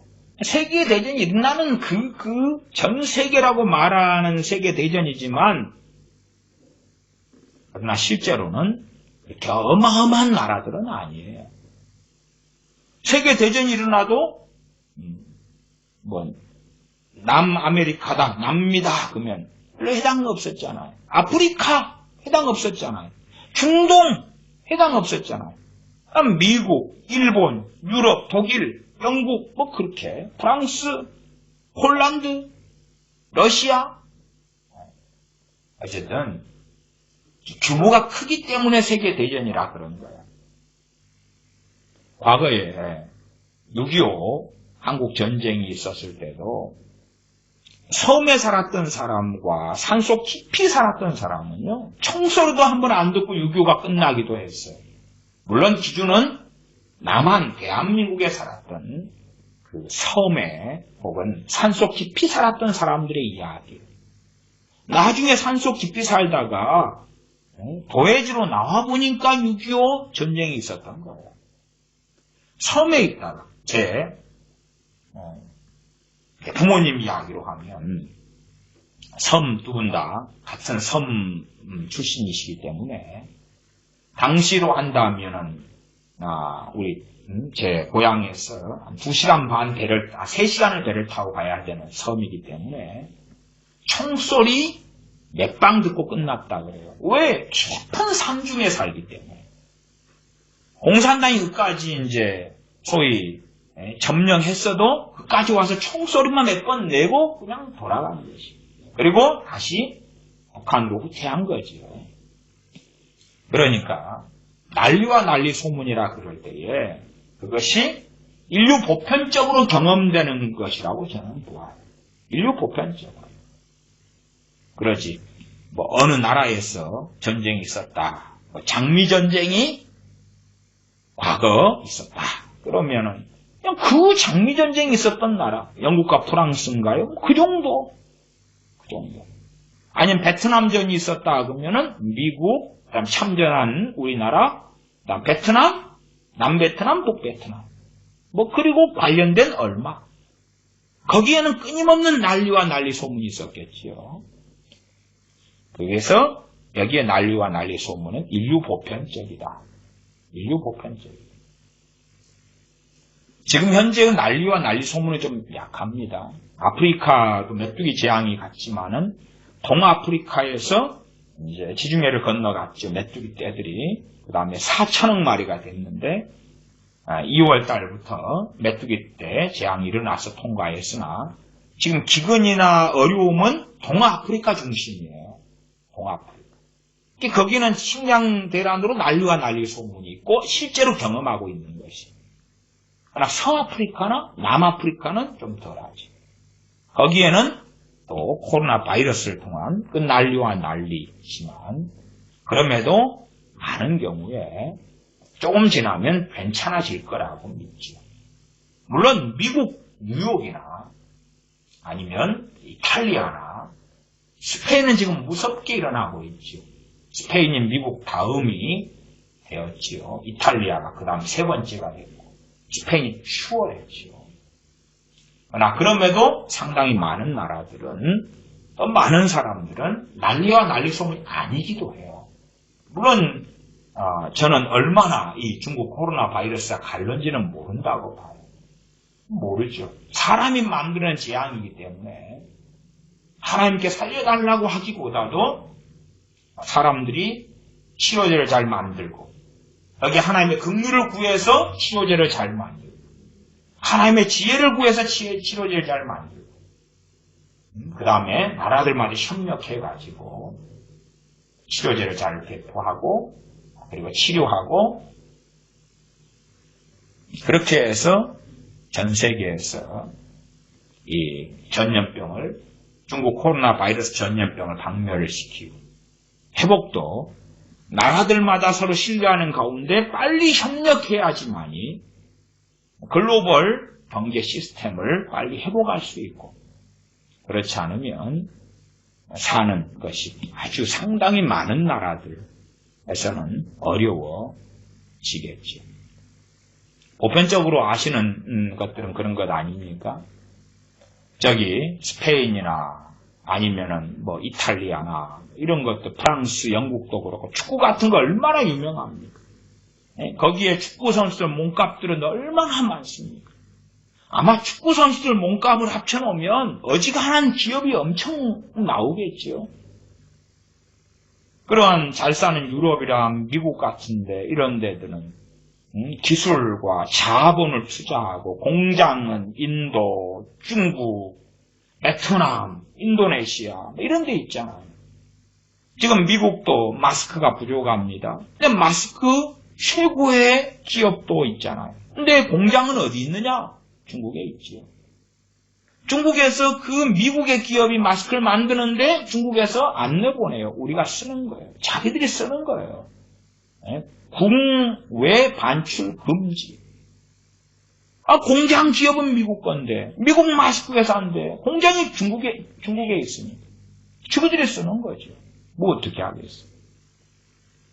그것처럼 평안의 때 좋았을 때는 축구 구경하고 축구 보려고 마드리드에 전 세계에서 비행기 타고 오고 호텔에 머물고 축제하고 파티하고 사진 찍고 쇼하고 이탈리아의 패션쇼하고 그러나 중국 코로나 바이러스가 만연되니까 패션쇼가 필수품이 아니잖아요. 공찬다고 해결되는 문제가 아니잖아요. 축구선수의 그 천문학적인 몸값이 마스크를 만들어내지도 못하고 산소호흡기를 만들어내지도 못해요. 부강한 나라들은 돈을 많이 오랫동안 벌어서 투자를 많이 해놨죠. 투자를. 기업에, 주식에, 땅에, 해외에 투자를 많이 해놨죠. 그러나 실제로 이제 국경의 문이 닫히고 나니까 그 잘 사는 나라에서 산소호흡기가 제대로 없는 거예요. 의료 장비들이 제대로 없는 거예요. 그거 어디서 만드냐 그러면 개발도상국에 공장이 있어서 만들거든요. 못 가지고 오는 거예요. 못 들어오고. 그러니까 천문학적인 재산, 돈, 능력이 있는데 해결을 못하는 거예요. 미국이다. 미국 LA에 헐리우드가 있다. 영화 산업 얼마나 발전했고 영화를 통하여 얼마나 많은 돈을 법니다. 그런데 중국 코로나 바이러스가 만연하니까 헐리우드가 뭔가를 못하는 것이에요. 기껏해야 돈 많은 그 연예인들이 기부는 얼마 하지만 그러나 그 헐리우드가 코로나 바이러스 어떻게 해결하고 마스크를 어떻게 해결하고 산소호흡기를 어떻게 해결합니까? 오늘 주일이 미국에서 인공호흡기, 마스크, 산소호흡기가 떨어지는 마지막 날. 오늘. 떨어지는 마지막 날. 이제 산소호흡기를 그 다음에 준비 못하면 그 다음에 산소호흡기가 필요한 중증자들은 그냥 죽어나갈 수밖에 없는 거예요. 준비된 것이 이제 거의 떨어지는 날이에요. 어찌 될지 몰라요. 어쨌든 난리와 난리 소문을 미국 뉴욕에서는 경험하고 있겠지. 뉴욕이 아까 의사 이야기처럼. 그러나 또 다른 지역들은 별로 안 그럴 수 있어요. 대한민국이다 하면 지금은 이제 난리와 난리 소문이 상당히 수그러들었고 그러나 신천지 문제 터졌을 때 대구를 중심으로 터졌으니까 대구, 경북 그러나요. 대구에는 난리와 난리 소문이 엄청 있었죠. 그러나 지금은 이제 잠잠해졌지. 그래서 이 마태복음 24장의 상황은 전 세계 상황이다. 전 세계. 보편적으로 누구나가 확인할 수 있는 상황이다. 그럴 때에 아직 지금은 아니다. 지금은 아니다.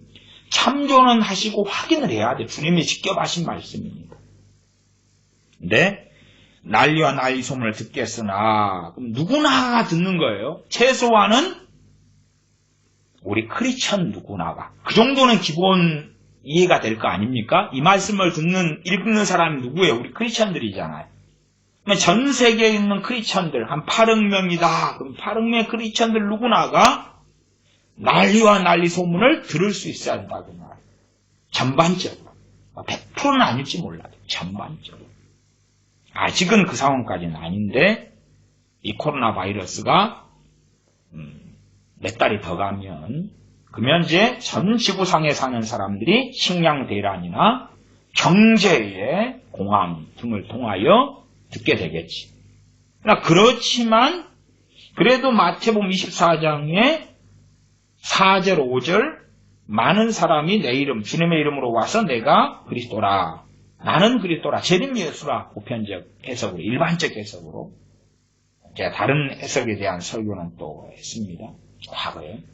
보편적 해석은 나는 그리스도라 그럼 내가 재림 예수다 그 말이에요. 그런 일은 지금 별로 없어요. 그 다음에 그런 사람을 찾아보려 해도 아직은 별로 안 보여요. 난리와 난리 소문이 팽배하고 팽배하면 어떤 지역은 난리가 났기 때문에 그럴 거고요. 이것이 도미노처럼 펼쳐오면 난리 소문이 나는 지역이 있을 것이고 난리가 나는 지역이 있겠죠. 난리와 난리 소문을 듣겠으나 6절 너희는 삼가 두려워 말라 이런 일이 있어야 하되 끝은 아직 아니니라. 지금 중국 코로나 바이러스를 통해서 24장 6절의 상황이 될 수도 있어요. 가능성이 있다고 봐요. 그러나 가능성은 좀 약하다.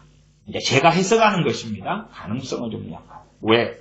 아직은 4절, 5절이 성취되는 것하고는 다소 거리가 멀고 그 다음에 그런 일이 6절까지 와서 너희는 삼가 두려워 말란 이야기는 최소한은 크리스천들 누구나가 두려워할 수밖에 없는 상황에 직면한다고 말이에요. 그러니까 두려워하지 말라는 거예요. 여호수아 1장의 말씀에 여호수아에게 두려워하지 말라, 놀라지 말라 말씀하시는 것은 여호수아가 두려움에 직면했기 때문에 말씀하시는 거예요.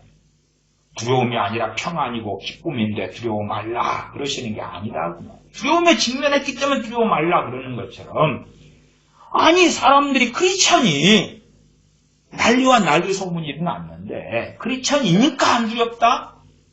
그렇다면 성경에 두려워하지 말란 말씀을 사도 바울에게도 주님이 하시고 디모데에게도 사도 바울을 통하여 말씀하시는 거예요. 하나님께서 우리에게 주시는 마음은 두려워하는 마음이 아니에요. 오직 능력과 근심과 사랑하는 마음이니 두려워하지 말라고 정말 대단한 하나님의 사람들에게 하나님은 말씀하셨어요. 그러면 우리 같은 사람들은 난리와 난리 소문과 상황이 벌어질 때 왜 두려워하지 않겠어요? 그러나 두려워하지 말라 그래요. 우리나라 대한민국에 1000만 명의 기독교인이 있다. 미국에 많은 기독교인이 있다. 이 난리와 난리 소문 속에서요. 두려워하지 않는 사람들이 다수입니다. 다수예요. 두려워하지 않아요. 어떤 면에서는 제가 그래서 거꾸로 두려움을 제가 주는 사람이 될 수 있겠죠. 왜? 우리나라 대한민국의 사람들 같으면은 코로나 바이러스 금방 지나가고 크리스천들이라도 다시 일상으로 복귀할 거라고 그렇게 생각하는데 저는 그건 아닐 거라. 일상으로 복귀하지만은 그냥 코로나 바이러스 이전에 누리던 것은 별로 못 누리게 될 것이다. 그럼에도 코로나 바이러스 지난 다음에 저는 말씀드렸어요. 그대로 직장 생활하고 집을 짓고 일상 속에서 주님을 섬기고 살아야 한다. 이게 보편적 인류의 기독교인들에 대한 이야기다. 그러나 그러면서도 대한민국 국내 상황은 어찌 될지 알 수 없기 때문에 살펴봐야 되지. 극단적으로 대한민국이 헌법 개헌을 통하여 연방제가 될 수도 있고 주한미군이 철수할 수도 있고 혹은 북한이 스스로 식량난 등을 통하여 붕괴하기보다도 전쟁을 일으킬 수도 있는 거예요. 그것은 정해진 것이 아니기 때문에 지켜봐야 됩니다. 그러나 이 북한이나 대한민국의 상황이 아니라 내가 독일에 있는 크리스천이다, 영국이나 미국에 있는 크리스천이다. 그렇다면 코로나 바이러스 지난 다음에 일상으로 복귀해야 되지. 그래서 직장에서 또한 내 삶의 자리에서 내 가정에서 하나님을 충실하게 섬기고 살아가야 된다고 말이지. 그러나 이제 요한계시 24장이 전 세계에 이루어지는 이 과정으로 들어간다면 일상으로 복귀하는 것보다는 다른 마지막들을 준비하는 것도 충분히 필요할 것이다. 왜? 크리스천들에게 핍박이 일어나기 때문에. 그렇지. 심각하게는 이제 대환란 전 상황이에요. 대환란 전 상황. 대환란 전에도 핍박이 기독교인들에게 얼마든지 있을 수 있다는 이야기를 전제로 할 때 그래요. 말하자면은 예루살렘에서 스데반 집사님의 순교 때문에 핍박이 일어났을 때에 사도들은 예루살렘에 남았지만 숨었고 나머지 크리스찬들이 유대와 사마리아 등으로 도망했지요. 그런 것처럼 신앙과 믿음을 지키기 위하여서 그런 선택이 불가피했던 것처럼 또 역사적으로도 종교개혁기에도 그렇고요. 영국의 청교도들이 미국에 와서 미국을 세우는데 일조하는 그러한 하나님의 사람들의 이야기도 마찬가지입니다. 그러한 일들은 역사적으로 굉장히 많았습니다. 독일에서 핍박이 있을 때 죽이고 죽여도 가톨릭으로 안 돌아오기 때문에 벌거벗겨서 빈 몸뚱아리로 다 겨울에 추방시켜버린 경우들도 있었습니다. 어쨌든 그렇게 해서 고향을 등지고 떠나는 경우들까지 있어 왔어요. 그런 것이 인류 보편적인 일이 된다면, 지구 어느 나라에나 보편적 일이 된다면, 혹은 그러한 일이 벌어지기 전에 준비해야 될 그런 때가 되겠지. 그러나 아직 그런 것은 아니게 보인다. 왜? 최소한 제가 그래서 이 성경의 본문들을 가지고 얼마간 설명하고 해석을 했습니다. 6절은 난리와 난리 소문을 듣겠으나 너희는 삼가 두려워 말라. 이런 일이 있어야 하되 끝은 아직 아니니라.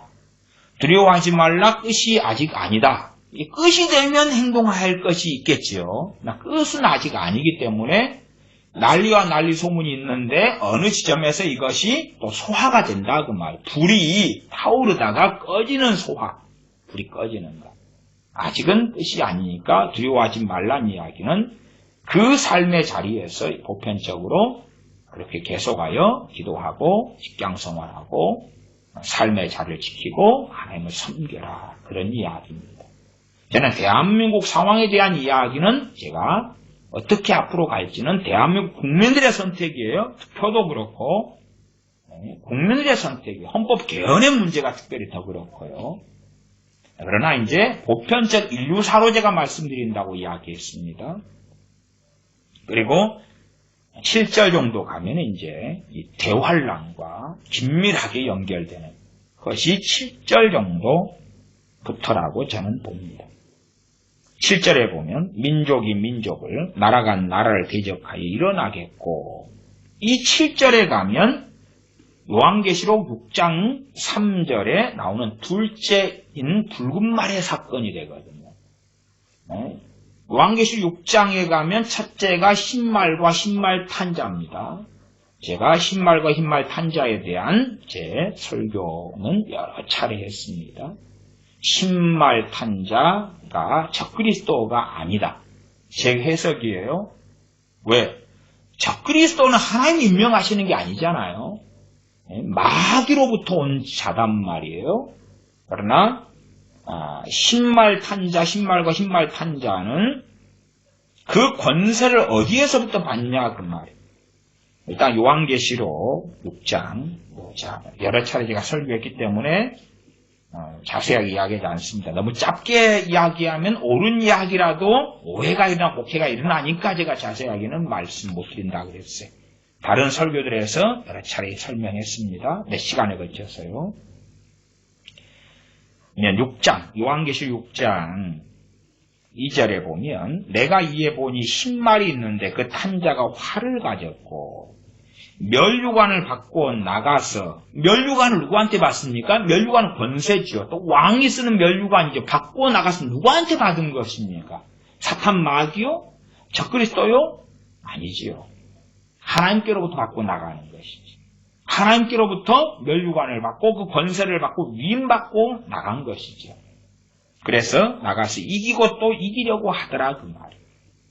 인류 국가나 인류 권세자들 가운데 흰말 탄자, 흰말을 탄 자가 면류관을 받고 나가는데 누가 될 것이냐? 거기에서 면류관을 받고 나가는 것이니까 저는 흰말 그대로, 앞에 뒤에 붉은 말이 나오니까 붉은 말은 피전쟁이잖아. 흰말은 평화고. 전 세계의 평화를 유지하려는 시대. 그래서 저는 흰말 탄자를 미국으로 본다. 그러니까 미국이 이제 세계 경찰국가 노릇을 포기하고, 그 다음에 안 좋은 쪽으로 돌아선다. 혹은 미국에게 무슨 일이 상당히 벌어져서 어찌 된다면, 그러면 충분히 둘째인으로 넘어갈 준비가 될 것이다. 그런 여러 이야기를 했습니다. 많은 사람의 성경 해석은 흰말 탄자를 적그리스도라고 봅니다. 그래서 가짜 평화라고 이야기하는데, 적그리스도는 면류관을 하나님께로부터 안 받습니다. 안 받아요. 그런 부분을 제가 다 지적을 했습니다. 이기고 또 이기려고 하더라. 베트남 전쟁을 수행하고 여러 파견하는 군부대를 주한미군부터 주일미군, 독일에도 두고 유엔에도 두고 영국에도 두고 다 세계 곳곳에 미군을 파견해서 평화를 지키려고 애를 씁니다. 둘째인 6장 3절에 가면, 계시록 6장 3절에 둘째 인을 떼실 때에 내가 들으니 둘째 생물이 말하되 오라 하더니 이에 붉은 다른 말이 나오더라. 그 탄자가 허락을 받아 땅에서 화평을 제하여 버리며 서로 죽이게 하고 또 큰 칼을 받았더라. 계시록 6장 3절 붉은 말 탄자 둘째인까지 올 때에 마태복음 24장 7절로 간다. 7절 민족이 민족을 나라가 나라를 대적하여 일어나겠고 그다음 첫째 기근과 지진이 있으리라. 기근과 지진까지 가면 이제 그 다음 셋째인, 넷째인, 다섯째인 그리 흘러가는 것입니다. 그래서 7절 정도 오면 둘째인이 등장하는 것을 확인할 수가 있어요. 그래서 저는 이 대환란 시대의 그 초입 부분이 어디냐? 입구. 그 라인이 어디냐 그럴 때에 저는 24장 7절로 보고 7인에서는 둘째인부터로 봅니다. 둘째인부터. 그래서 지금은 전반적인 내용 가운데 아직은 난리와 난리 소문이 나고는 있는데 아직은 좀 부분적이다.